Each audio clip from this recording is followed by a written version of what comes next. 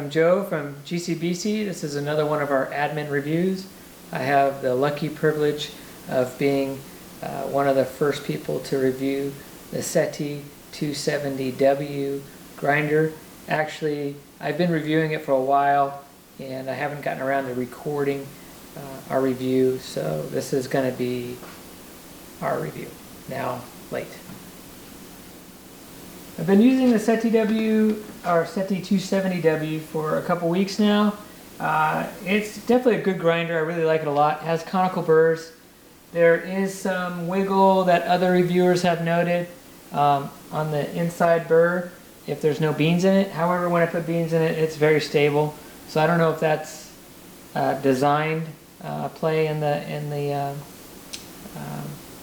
burr assembly. I know on these older West German grinders, they definitely have some play in them until the beans get dropped into the funnel. And so I'm assuming that it's a very similar design, that's what's going on. It does have the outer ring that spins as opposed to the inner burr assembly, which is new, so it allows a lot less retention of the grinds. It's very fast. I've heard other reviewers comment that it's loud. I don't think so. I have a Mazzer Super Jolly. I actually have a Canil Tranquillo below that was here before this, and this is quieter than both of those by far. My biggest complaint, to be honest with you, with this grinder is, well, my two biggest complaints. First is the bean hopper size, which you can expand, but it only holds maybe a half a pound, which for me is not ideal. I like to have at least a full pound. The Mazzer Mini hopper that I put on my Super Jolly is exactly what I use. I roast a pound at a time, and so it holds exactly what I roast. It actually holds more than that, so I've put whatever I can't fit in here into my Mazzer Super Jolly. I usually use this for drip, which is a huge misuse of a quality grinder such as a Mazzer Super Jolly. But I've had this beast for years and years and years, and so I like to try espresso out on different grinders. My biggest complaint, though, by far, is that this, I use a lever currently. I used to use Gaggias, Pasquini's. I had an Electra T1. They all have full baskets, but if you're switching to lever, or if you have a smaller basket of any kind, like this one is 49 millimeters, I believe, 49.2 or something. The built-in forks do not hold it properly, even with the little rest. It'll make a mess. As you can see, it's, oh well, I'll show you later, but it's pushed pretty far back in order to hold it. One of the cool features of this grinder is that it has a scale built in. It's a Acacia scale, I think it's called, and it's really accurate, but it does tend to overshoot it. So for instance, I have to use the basket, and the trick on this too, by the way, I had to look at a couple ways to do this. The instructions that came from Baratza weren't very clear on it. You push the forks in and then you can rotate them.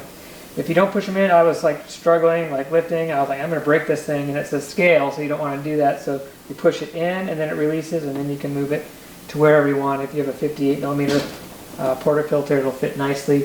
If you have the 49 point whatever or the 53s, it's probably not going to work well.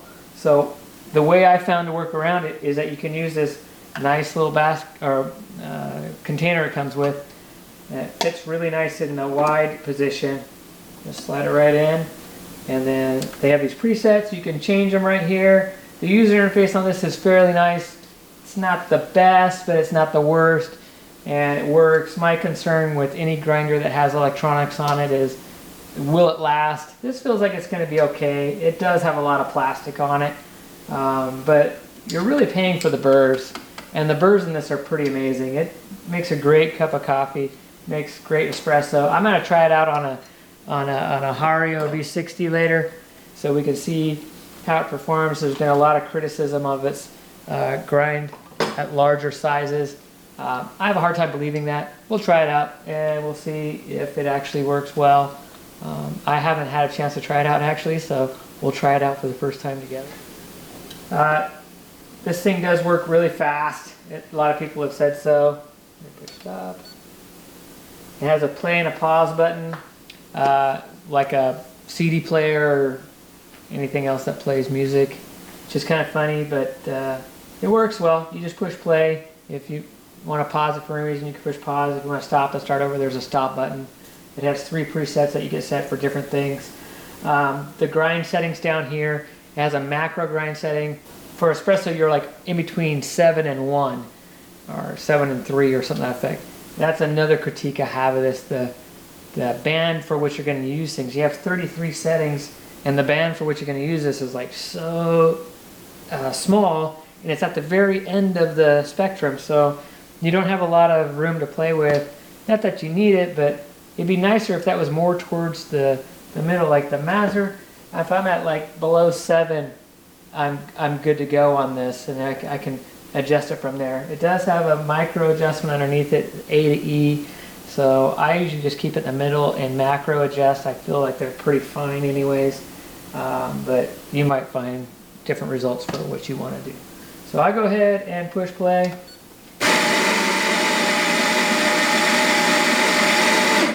That's how loud it is. For comparison, I'll grind some of my Mazer.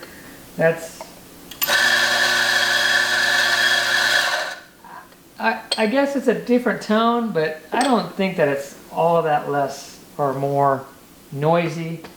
So if you have a grinder and you've been reading these reviews and you're like, oh my gosh, the noise is going to be crazy, it's not. It's fine. And one thing that's awesome about it is it grinds so fast. That was 13 grams. It grinds it in like, a second or two. Whereas this, when I'm grinding it, it's usually on. I have to check it, and I grind it some more, and I have to check it some more, and I have to fine tune it. And I have kids at my house, so my wife doesn't like it too much when I'm starting and stopping grinders at the crack of dawn, so I can wake up. Okay, so here's the grounds. They're great. Baratza always has really good grinders. The smaller grinders have some problems with black plastic on the burr housing that vibrates and it can crack. I've fixed a lot of grinders that way, actually. They just break apart. But these ones actually work really well. It has a metal case and it holds it nice and steady and creates very consistent grounds. So I'm going to go ahead and, the way I've worked around this small portafilter issue is that I just grind into this basket and then I just pour it into here.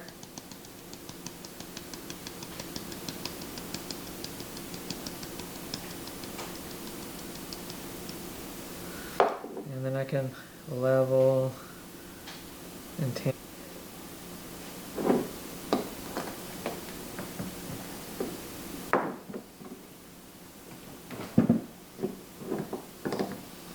£30 tamp, and it tamps great. All right, I don't use the Fellini method. I use the John Foster method, which is you pull down on this, you release some of the air gap, and then you let it go, and whatever the double makes is whatever the double makes. I don't pull it down and disturb the puck. I've had bad results from that. I like it. This way it's weird. I'm sorry, but this is how it's going to be. Pull it down. Release the air. A couple little quick pumps. And then let it go.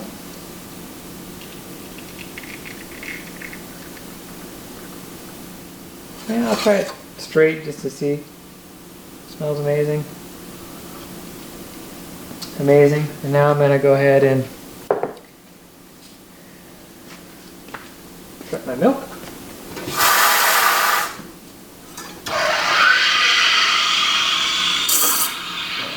Alright, so how does it taste? It tastes great all by itself, but I like lattes, so let's see if I can make one.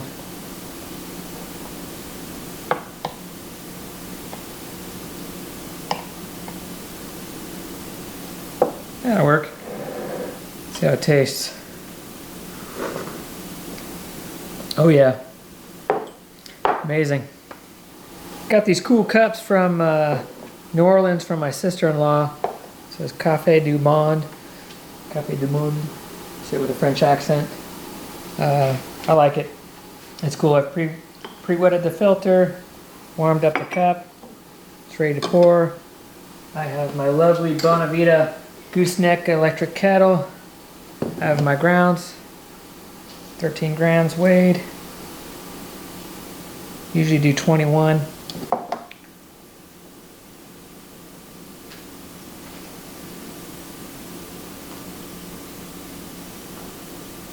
Count to 30. Start the pour.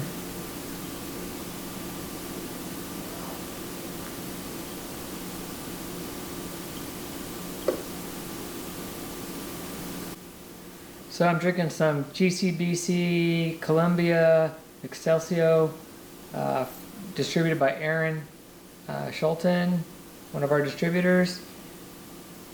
And it made enough coffee for me with my 13 gram just tester.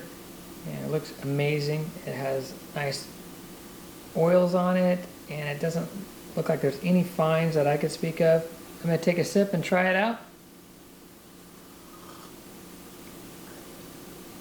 Amazing. Okay, so I wanted to show you some close-ups of this. Here's the portafilter that's been used. Actually, I should bang that out. Hold on. There we go. I put it here, and here's the portafilter holder. The spout is actually lined up right here, so it sprays all over here. If I push it too far back this way, when I use it, it'll vibrate out. I don't want to start it because it makes a mess. Just trust me when I tell you that it makes a mess with the smaller portafilters. With the bigger portafilter, it will not make a mess. It'll be okay. The other thing too is you push this in to rotate it out for the basket, or you push it in, lock it in place for your portafilter. If you have a 58 millimeter standard portafilter, it'll work great. But the smaller portafilters, I'm not so sure. I've heard reports that it'll work 55 millimeter or something similar, but in my opinion, you should just use the container. This is the portafilter holder rest. You can swing it one way or the other. I read that it's more accurate if you just leave it in place, so that's what I do. When you open that, this has little tabs here that it rests on to the forks, and it sticks behind this, and that makes it a little more accurate, I guess. Okay. And that's the grind. It does have a lever in the back. I wish I could show it to you. However, just trust me, it's pretty cool. It's a metal key lever that when you rotate it, a little bowl scoops underneath the beans to prevent them from falling in the hopper if you need to do a change or if you're transporting coffee. It does have to be lined up correctly. It's in the instructions, read them. I had to read them as well. You have to put it, I think, at 11 o'clock if I remember correctly, and then rotate it right. Otherwise, there's 3 prongs, and you can rotate it, and it'll be in the wrong spot.